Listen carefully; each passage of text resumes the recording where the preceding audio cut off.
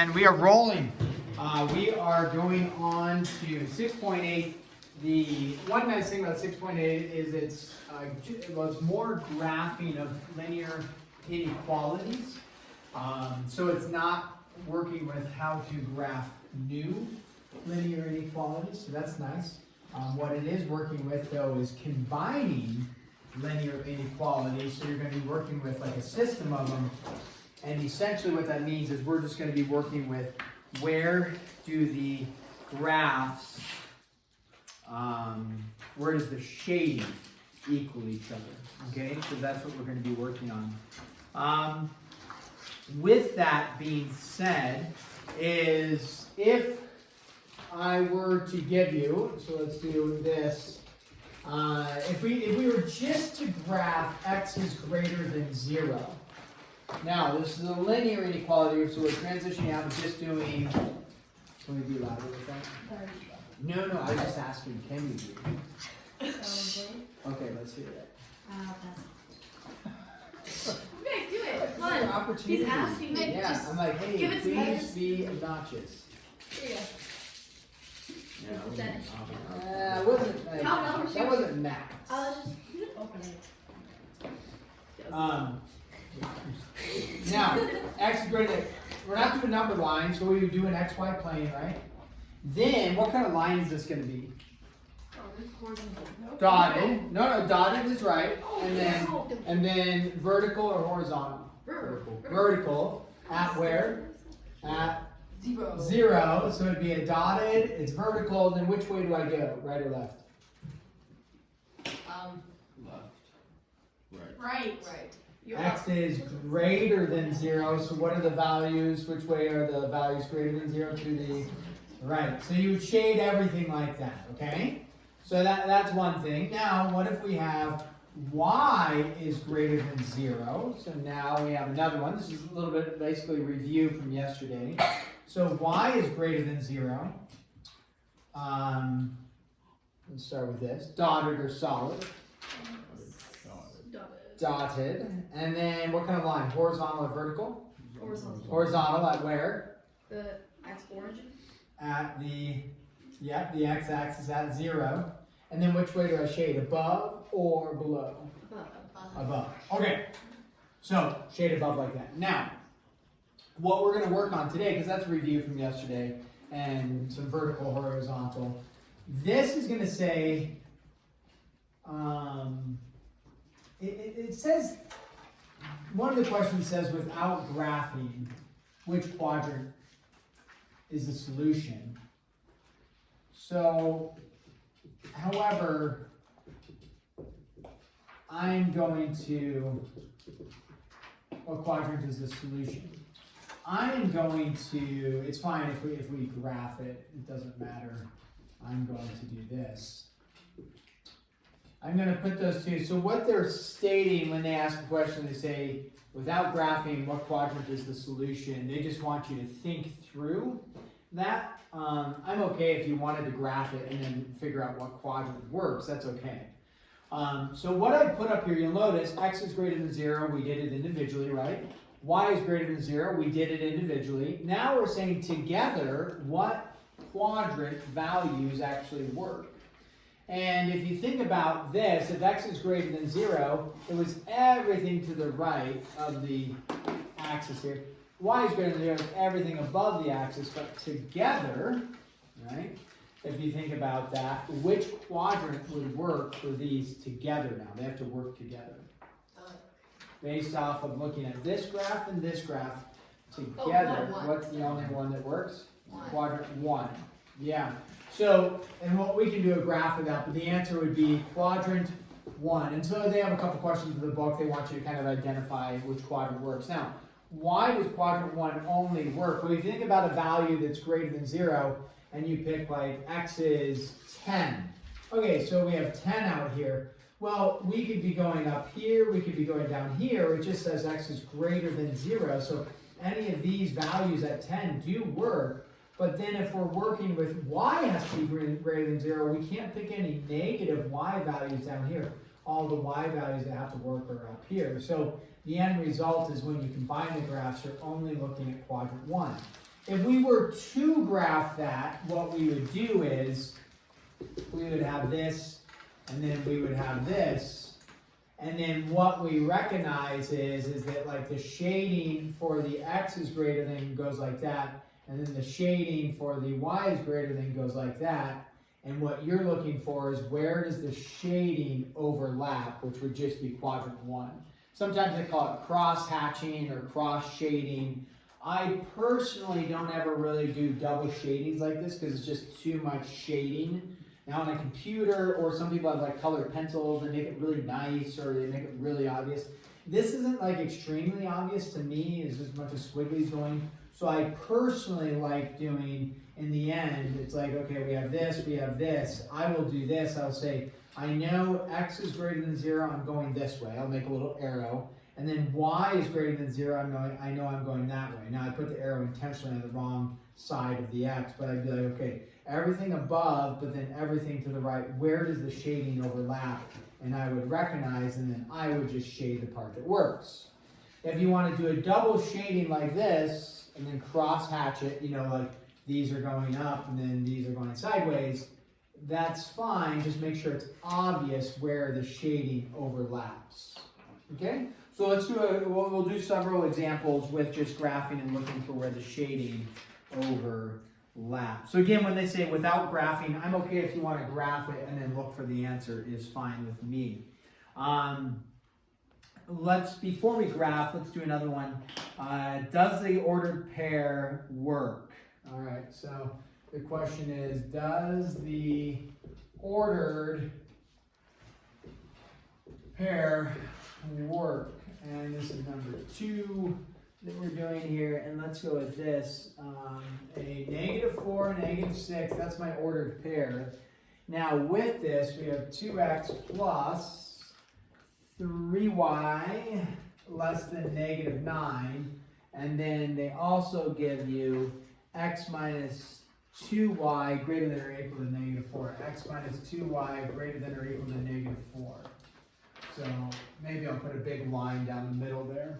Okay, so what they want you to analyze, you're not only working with one inequality, you're working with both. So if -4, -6 is going to work, it has to work for how many inequalities? In this case, both of them, right? And so you would check both. If it works for one but not the other, does it work? No. If it works for both, does it work for both then? Yes. So we look and we say, okay, plug in a -4 and a -6, you would get out, right? 2 and -4 plus 3 and -6 is less than -9. -8 plus a -18, -26, is that less than -9? Mm-hmm. Yeah, so far it works. But remember, it has to work for how many of them? Both. And so then we just say a -4 minus 2 times a -6 greater than or equal to -4. And that's going to be -4 plus 12, so 8. 8 is greater than or equal to -4. Is 8 greater than -4? You bet. And so, yep, that one works. So yes, it works for both ordered pairs. -4, -6. Not ordered pair, I'm sorry. The ordered pair works for both inequalities. So we would say yes. Again, if it only works for one but not the other, then it does not work. Okay, graph. This says graph. Then it says list one. What does it say? 1 point in your solution set. List 1 point in your solution set. All right. This is number 3 for us. So they want you to graph this, and we're going to list 1 point in your solution set. So y is greater than, let's go with 1/2 x minus 1. And then they also give you y is y is less than -3x minus 3. Okay, so we have these two. Now, we will graph them individually, and then we're going to look for where the shading overlaps. So let's start with the first one here. Y is greater than 1/2 x minus 1. Hopefully, after graphing, we've been graphing a fair amount, We're getting a little savvy. This one's really nice. It is in slope-intercept form, right? So we say, where's my y-intercept for the first one? Y-intercept is at -1, okay? And then the slope of 1/2. So we go up 1, right 2. And there we go. We've got our 2 points. Now when we go to, excuse me, connect the dots, dotted or solid for this one? Dotted or solid based off of this? Dotted. Okay, so we're going to go, okay, dotted, like that. We go all the way up there, okay, all the way down here. Now, with this, we will work with the shading, so let's analyze the shading before we continue on. Is the shading going to be above or below the line? Above the line, because its y is what? Greater than. So which way am I shading? Above. Now, I'm just going to put a little arrow above. If you want to do a full-on shading, that's fine. The issue is it might get a little confusing. So then we look at the next one, we say, okay, -3 for my y-intercept, 2 and 3, and then a slope of -3. So we're going down 3, right 1, and here's my point approximately. Now, which way, or dotted or solid? I know which way the line's going. Which way, dotted or solid? Dotted. And so we draw the graph down like that. Now, this one's a little steeper, but it says, okay, y is less than this, so am I going to shade below or above? Below. Now, when people look at a line, although that line, yeah, that's fine. When people look at this line, they almost want to say shade to the left or shade to the right because it's more almost vertical. Okay? I don't, some people think of it that way.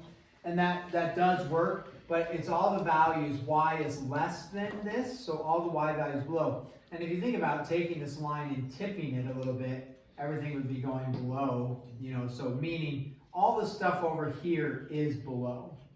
If the above or below is a little confusing, what can you always do? Plug in a test point. What's the easiest test point to plug in?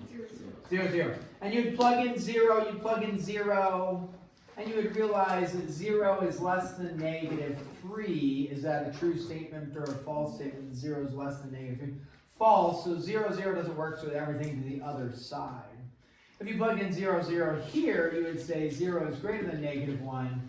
0, 0 works for this one, you shade everything above. So now when we look at this, what we recognize is everything above this line, right? That's what we analyze, so everything above, but then everything below, or if you want to think of it, to the left of this line. So when you go to shade, you just have to match the shadings. Meaning, does any of this, we kind of have 4 sections, right? We have this section, maybe I'll do it in green, and some people, most of you probably are, okay, most of you are probably like aware, we're looking at this one, we're looking at this section, or this section. I didn't label them, but whatever, 1, 2, 3, 4. They're not quadrants, but we're just looking at 4 sections that we could graph. If we look at this section here, yes for one of them, but no. This is a no and a no. This is a yes, but a no. And then this is a yes and a yes. And so the shading would all end up right there. Okay? Again, if you want to do some sort of cross-hatching, meaning everything above, everything this way, below, and then it doubles up, that's fine too. You can do that. Now, it says one solution for your set. So we just need to pick one point. Now, we sketched the graph, but could you guess a solution that's probably going to work for you if you've done just a reasonable sketch? You bet. If you pick like, oh yeah, -10, 0 out here, or 10, 0 way out here, is that going to work for both? No, I mean, just look at it. Unless your graph is way off, I think our graph is pretty good. What would be a safe point to choose, even without even plugging it in? What would be a safe point to choose? -5, 0. Okay, -5, 0. So somewhere like over here, -5, 0. That seems reasonable to me. Now, if you want to confirm it, like on a test, would it be worth confirming? How would you check to make sure -5, 0 does work for both? Plug it back into here and plug it back into here, okay? And just double check that you are ending up with a solution that works for both. And that one does work for both, so good work, Milo, on that. Okay, so Does that make sense about the shading here? We're feeling about the double shading right there. All right, let's do one more where you graph, and then I will put it like we did yesterday. I'll put a couple graphs on the board now, and then we'll write inequalities for that. So what I want you to do for this one is just graph, and then you don't have to find a solution set that works for both. I just want you to graph both of these, and then, well, you do have to find a solution set. The shading needs to work, but I'm not going to worry about you coming up with a coordinate point that works for both. Okay, so here are your two inequalities. Graph both of those, check with your support team, shade them, look for where the shading intersects, and then I am going to hop over up here.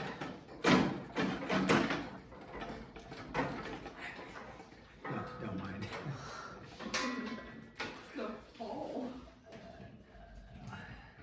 It's like a tank. So if it fell, it would hurt. Yeah, that's true. So you're just graphing number 4 and then shading, looking for where the shading intersects on number 4.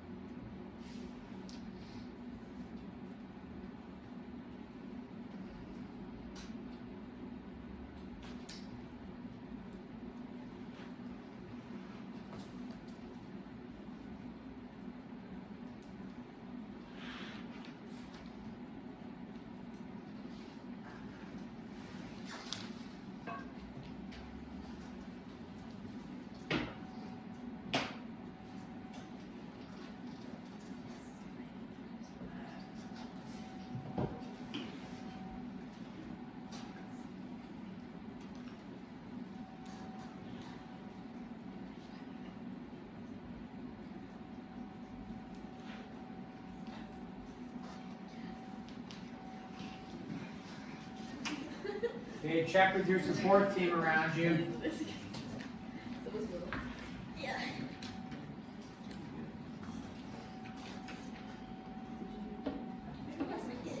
I don't know if I said anything good, but that'll make a problem. Where they overlap the rest. Okay, that's what I thought. You know why? Yeah, You have the same slope. But they have different things. Oh, I forgot.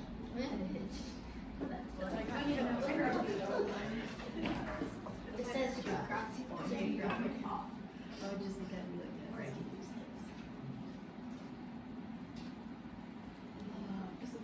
What is happening?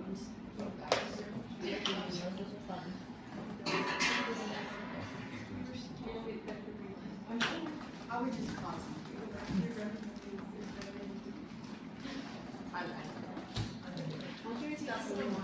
Mine must be up there.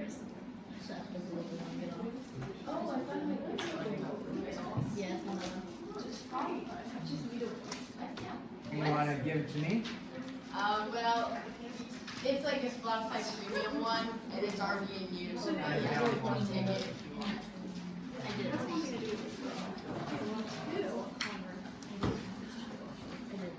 I did.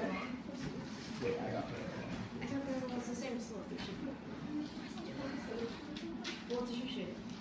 I didn't know how to shade it. Shade it. See like I think you should down that. Oh, okay, so. Okay, then once you have that one graphed, now you are going to write an system of inequalities for these two graphs. Now I did a little bit, because the book will have it, it'll be a little nicer in the book because it's like, computerized. But they have a little shading up there, a little shading down here, and then they have a darker shading right there. So the solution set, pro tip, is where are you looking for where the shading is darkest, right where the shading's combined. So in this case, you're not looking, this isn't the full solution, this isn't the full solution, this is the full solution, right? So that'll help you but you should be able to analyze either way. You can work with writing an individual inequality for this, and then the shading should work themselves out. So go ahead and write 2 inequalities for those, and then we'll go over them together. So you need to write 2, not equations, because it's not an equation, right? It's an inequality. So not an equation, inequality.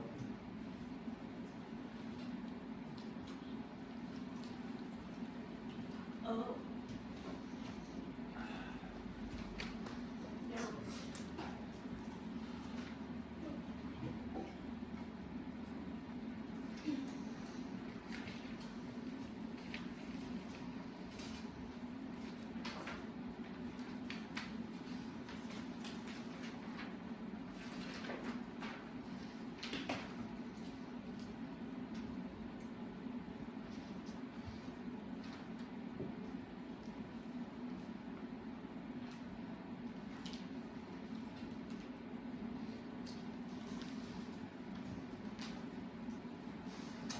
Check with use 14, see if they're getting something comparable to what you have.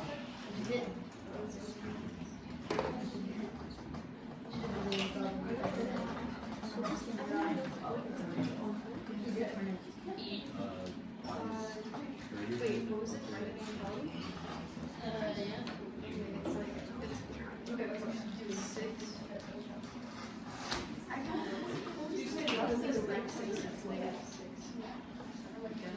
Oh, no, because we did 1.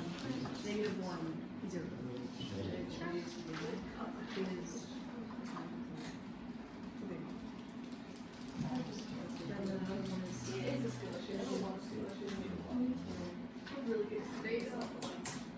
Why do you keep hitting my chair?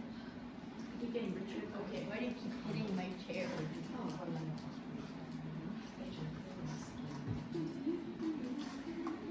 Okay? Still.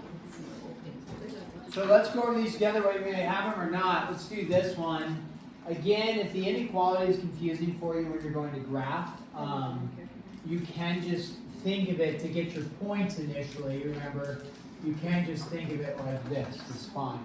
So if we do that, like I'll do that for this one, you could solve for y and put it in a slope-intercept form, or what's a really nice way, x, y, t-chart, specifically finding the intercepts, right?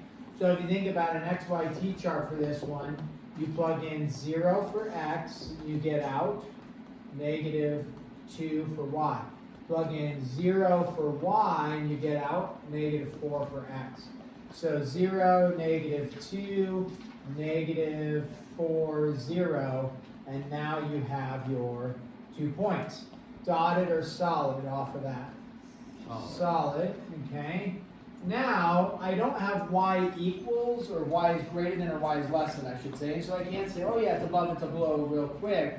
But I can plug in an easy test point, 0, 0. If you plug in 0, 0 as your test point, what do you get out? 0 is greater than or equal to negative 4. True or false? 0 is greater than negative 4. True. 0 is greater, right? So we know we're going to shade above because the test point works. Here, again, I would probably just do an XYT chart. Plug in 0, you get out 3. Plug in 0 for y, you get out 6. So you have over 0, up 3, over 6, up 0. Dotted or solid on this? Dotted, okay. And I heard some people saying, oh yeah, their slopes are equal. Nice, good job. That actually doesn't, there's with parallel lines, are there solutions when it's just equations? Parallel lines, do they have solutions? No, unless they happen to be the same line, right?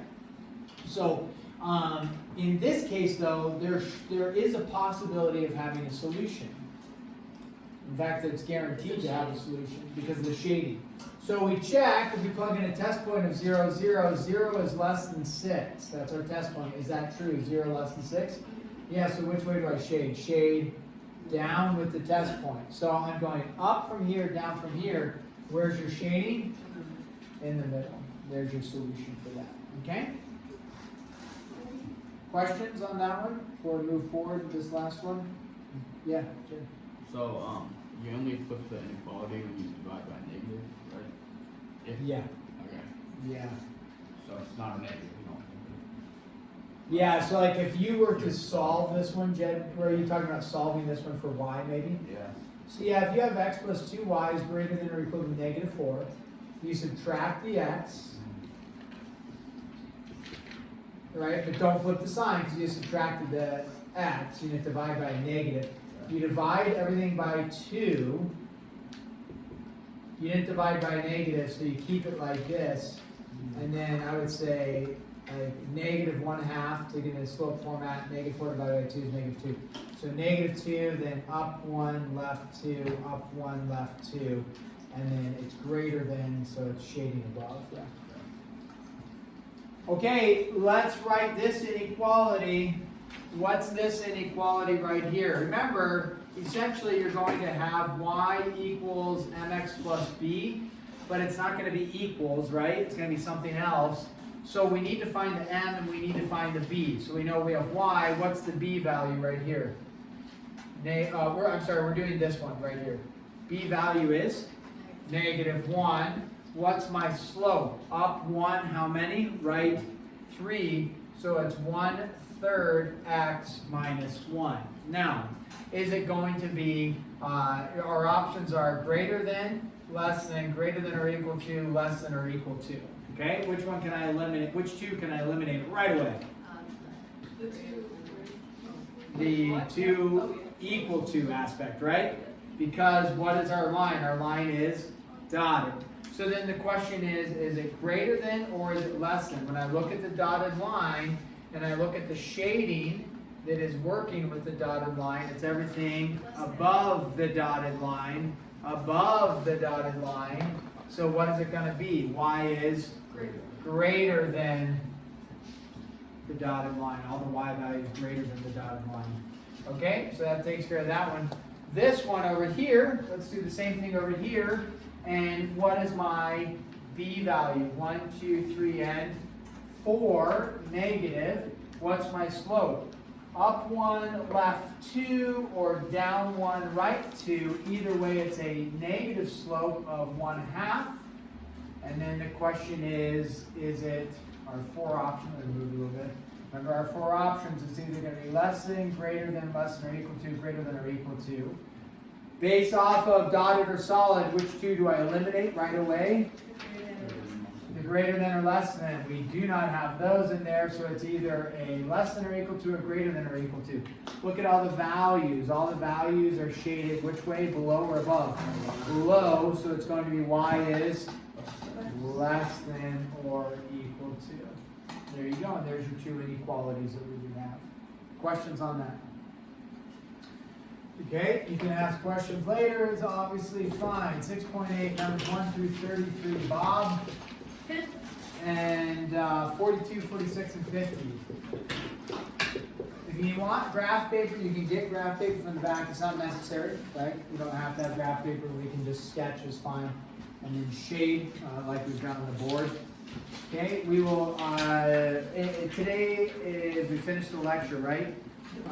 So we are not, FYI, as is typical, we are not doing the application or anything at the end. So we will be reviewing when? Tomorrow, testing on tomorrow is Wednesday, so testing on what day? Thursday. Yeah, so if you, tell you what, I'm happy to, the only problem with saying this is like, hey, for 6.8, if we want to grade it at the end of class tomorrow, that's fine with me. The issue is that it encourages the procrastinators to come in and hopefully try to, wrap it up in like 35 minutes. But I'm fine making it due. We'll grade it kind of at the back end of class tomorrow. So if you have a couple problems you need to finish up at the beginning of class, that's fine. Make sense? But it is due tomorrow. We'll just grade it at the back end of class and make sure that we got that set for the test. Wow, Hope, thanks for not tripping over the cord. Anytime. I was actually really good. I tripped